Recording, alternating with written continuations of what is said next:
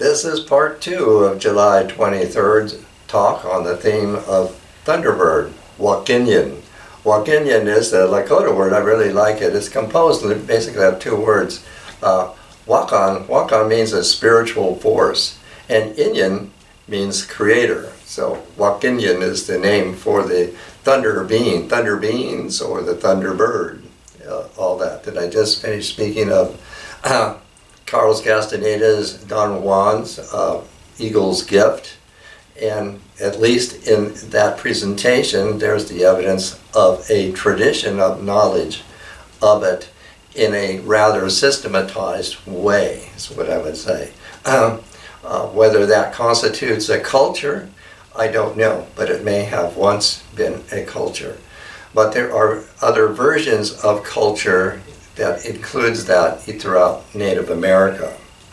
And so I want to present this as an overall view, we can say, of the Thunderbird as the soul of Native America.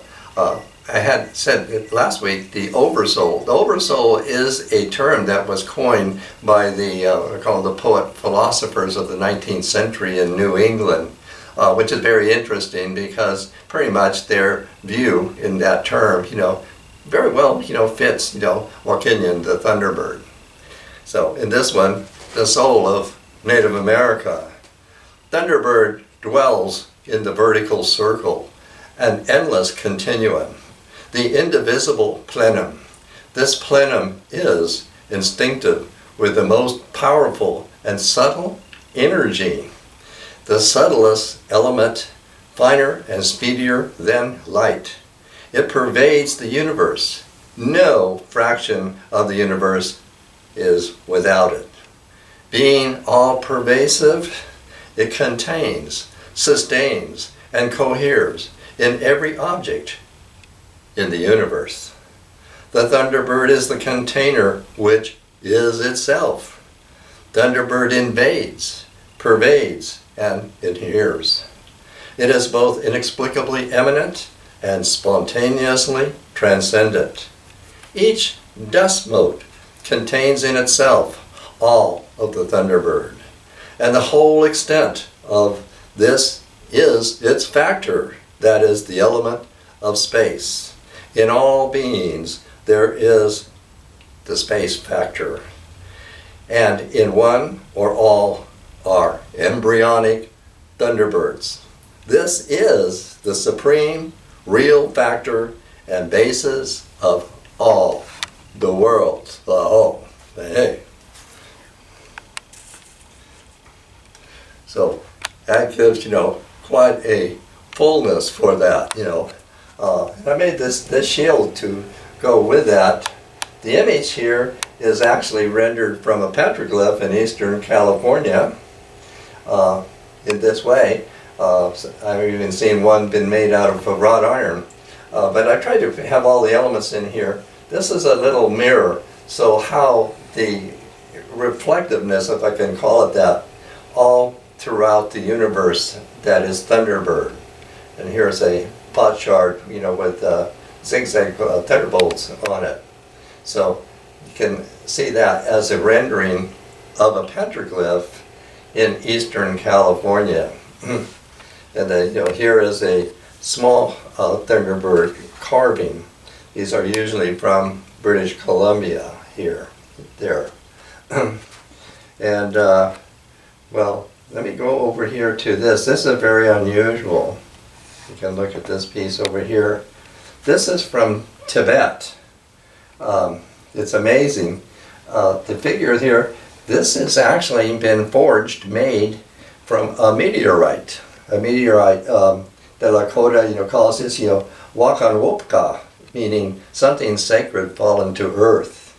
And so it is. And so, I don't remember the name of the article exactly, but the character there is this Thunderbird man, that's in Chinese, Len Kun. And again, it's a meteorite.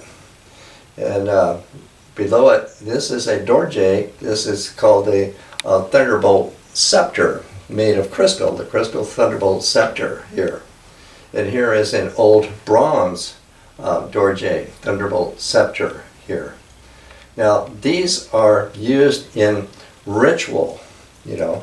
If you can just look at me just for a second here. So, because I've seen pictures of them like that, the Tibetan people, we call the priests or whatever they are, you know, be chanting and moving these thunderbolt scepters like that. We don't have anything exactly like that in Native America, but Native America is ritual. And the ritual processes are, what do you call it? Spiritual osmosis is what I would call it. Something's really going on. We're in another dimension here in Tibet and in Native America. I have a book somebody has done that Tibet, the country of Tibet, and the Navajo are in the same latitude and the same altitude, and definitely have symbols and things that are very similar, like sand paintings, swastikas, thunderbirds, all of these things, that there is a relation between the Tibetans and the Navajo of the Southwest. So that's a very interesting piece that I have here. And over here, you can look at this. This is what we call a bull roarer. You see, it has a string on it, and a person can vigorously twirl this, and it makes the sound of thunder. It goes like that, and that's to call the rain. So that's how all of that goes here. Here we're going to look at these pieces here. These are carved stone pipe bowls. They are very old. I try to say the Cherokee mentor for me was a pipe maker, and I have inherited probably almost maybe one of the largest collections of these ancient things. These are around 2,000 years old, and these ones that I'm displaying are the Thunderbird pipe bowls, and so I could say that like that. So I very fortunately was able to arrange them this way. And above it, this is a flint of eagle or thunder eagle of the same vintage. This has been napped out in this shape. So these are very ancient and able to say the vintage in Native America, since the foreign installations have done everything to obliterate our own indigenous histories and relations. Well, we still use any way that we can talk of it here. And you can down here, since this is an artifact from the Owens Valley. It is I'll call it a thunderstone, and I've refreshed the painting of the Thunderbird on it. Now we can go up here to this image of an eagle. Now, of course, any eagle can, stand for the Thunderbird. Or even, they've even said when the eagle flies higher and higher and higher and he gets out of sight, he's gone into the realm, he's turned into a Thunderbird, Thunder Eagle kind of thing.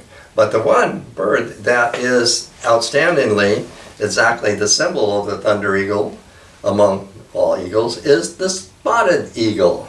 That's what I have here. Now I have a little anecdote for that. We lived over in Arizona, and we were driving in southeast Arizona on a truck trail, nobody around, and we went up a steep incline, and it came abruptly to a stop on a ridge.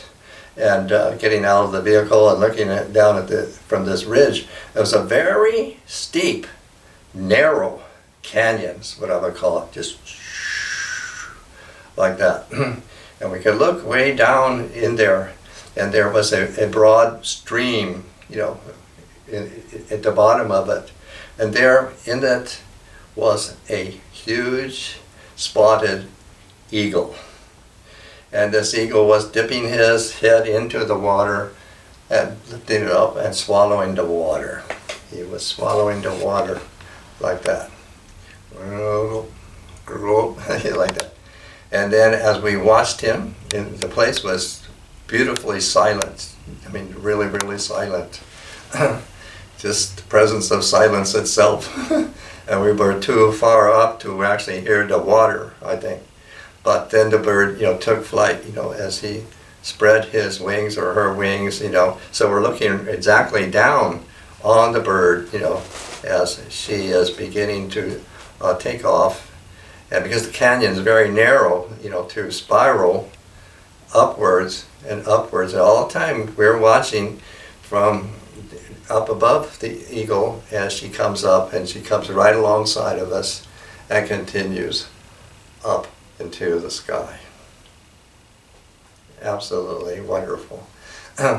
So what follows is my dreaming.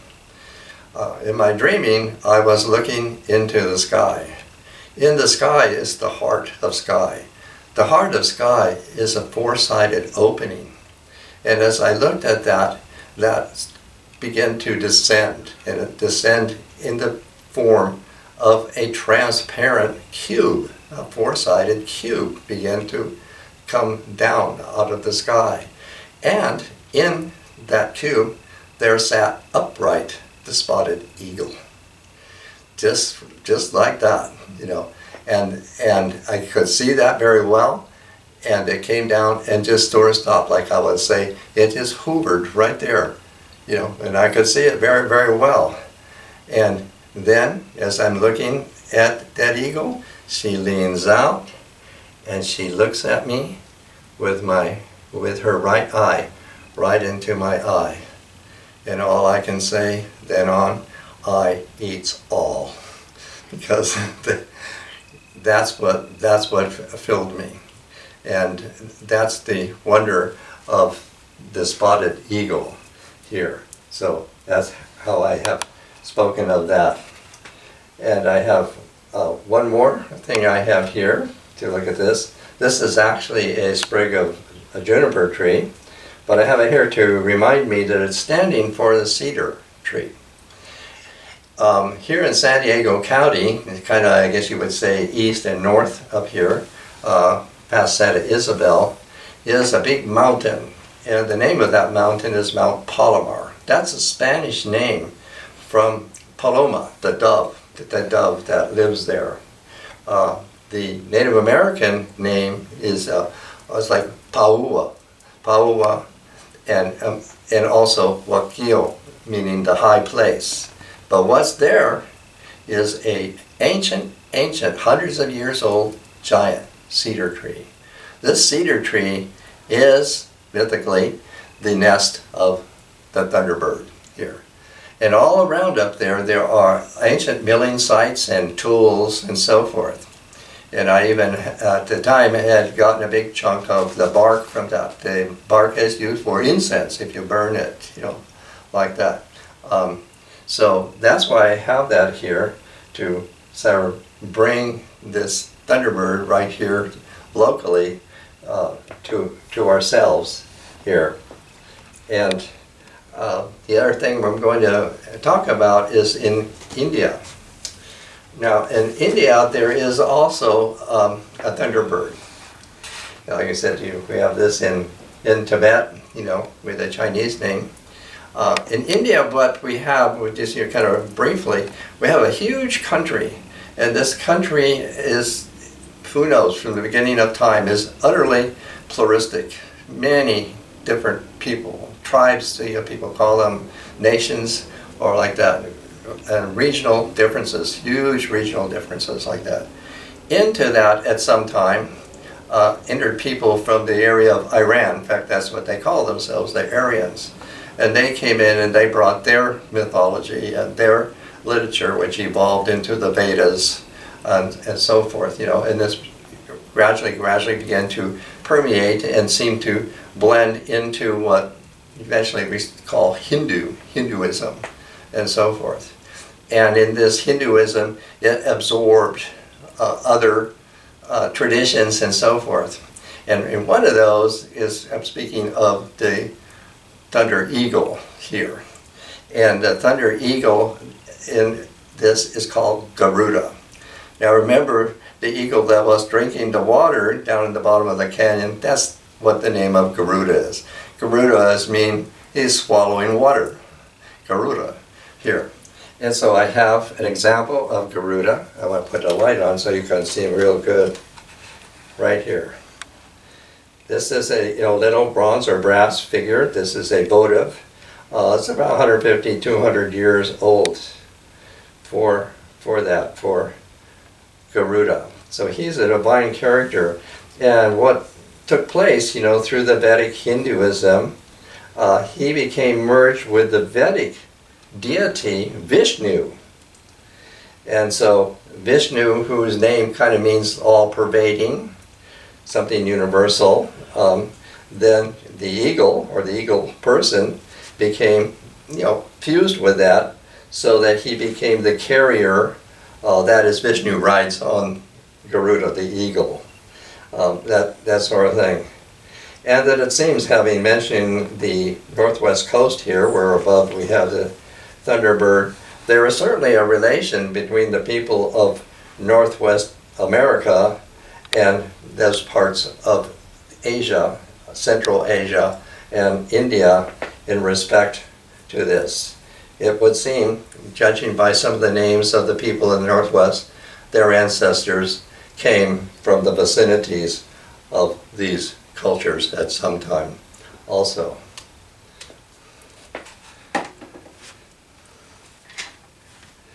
So I'm going to finish with one little piece. This is from our pamphlet book Claudia and Tim put together, that displays like this one, and poems, various poems here. And this is called Journey Through the Season with Coyote's Talks, and it is available in Amazon, right? The Amazon company there. So this one, Thunderbird. It's like a chant. Thunderbird, into the silence I heard your thunder. Beyond the horizon I felt your beat.